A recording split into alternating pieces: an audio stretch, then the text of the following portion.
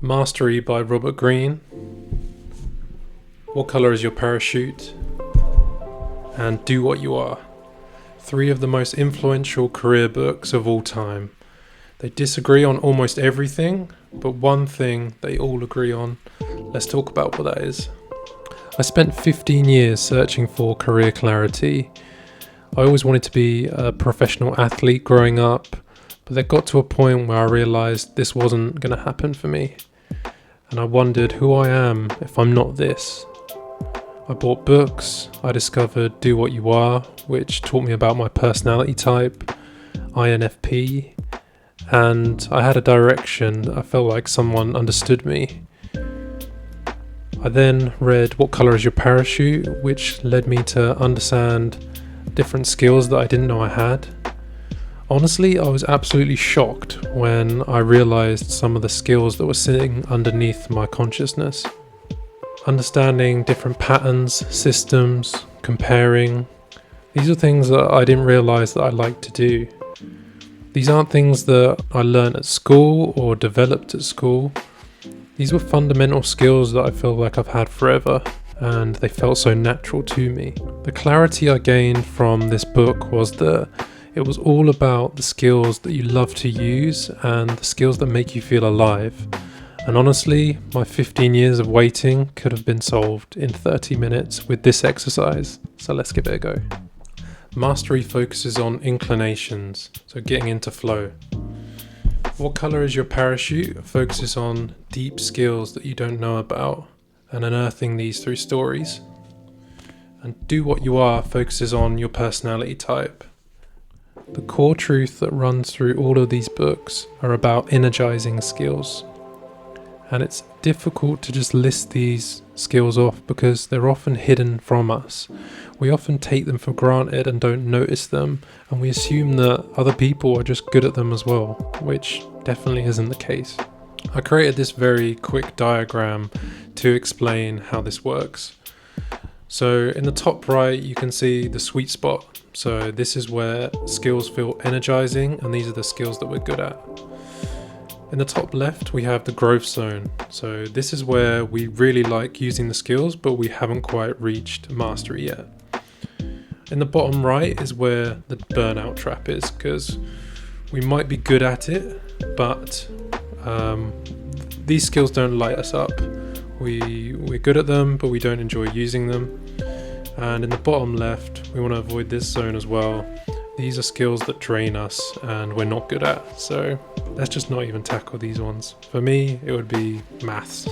Your most valuable skills are hidden from you completely, and here's why. These energizing skills are often hidden from us because we just don't think about them.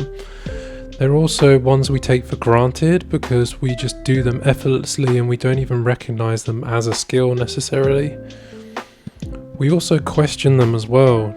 We just naturally think because we're good at them, everyone else must be good at them as well, which definitely isn't true. And they just feel casual. It's like breathing. It's automatic. We don't have to think about it. It's just happening. It's when we're in flow. It's great. And this is why What Color is Your Parachute uses a different method than just listing our skills like we would on LinkedIn. We do it through creating stories, telling stories about times where we've been in flow, enjoyed ourselves. We extract skills from these stories, not from memory, and we find our hidden advantage. Alright, here's the complete process of how to do this. It's adapted from What Color is Your Parachute, and it takes around 25 to 30 minutes, maybe a bit longer, and it's perfect for a Sunday afternoon when it's raining, there's nothing to do, and yeah, get yourself a cup of coffee and dive right into this. Honestly, it'll change the way you think about your career. So step 1 is to tell flow stories. These story types might be projects that we've loved, hobbies we've lost ourselves in. They might be times that we've had a conversation that's lit us up, or it might just be a problem that we're excited to solve. Some prompts you can use are times that you've lost track of time. It might be moments where people ask you for help with certain things. It might be things that you do just because you enjoy them, or it might be the last time you felt like you were in a flow state. A really useful thing to do with this is to dictate your voice. So you can do this on your computer, or you might use AI to do this for you, and actually they can extract the skills from these stories, which is the next step. So step 2 is to extract these skills and to count them. And we don't want to include generic skills like leadership or communication. We want to get specific. So, for example, you might talk about examining trade-offs, synthesizing ideas, breaking down concepts, spotting patterns, or comparing options. These are all more specific skills that are going to give us more information on what we're missing out on. Then we want to track the frequency that these skills are coming up within the stories. So again, you can use AI to extract these, or you can do it yourself. But we want to notice how often these different skills are coming up and spot some patterns. So step 3 is to find these patterns. So we want to look for the skills that are coming up most often. So any skills that are coming up more than 4 or 5 times, we should pay attention to for sure. We also want to pay attention when these skills are coming up across different contexts.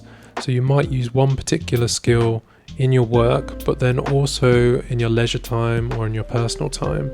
So these skills are going to be particularly important to look out for. And then we want to ask ourselves a key question. Of these key skills that are coming up, which of them are we not currently using whilst we're at work? This gap between the skills we're using at work and the ones that energize us can really explain why we're having a hard time at work, or it's not as fulfilling as we'd hoped for. So from this, we should take one of our key skills that we've identified and plan an experiment to try and use it.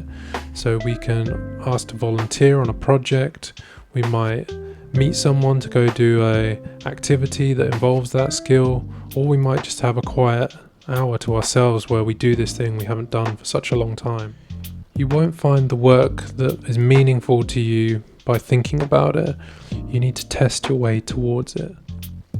So what you should know now is how to tell flow stories, how to extract specific skills from them, how to count frequency to find core ones, and how to spot the gap in your current work and try and bridge that gap as well. All 3 of these books we've talked about today, Mastery, What Color is Your Parachute, and Do What You Are, all point towards the same fundamental truth. At work, you should be using skills that energize you, not just skills that you're competent at. Now you know how to find those skills.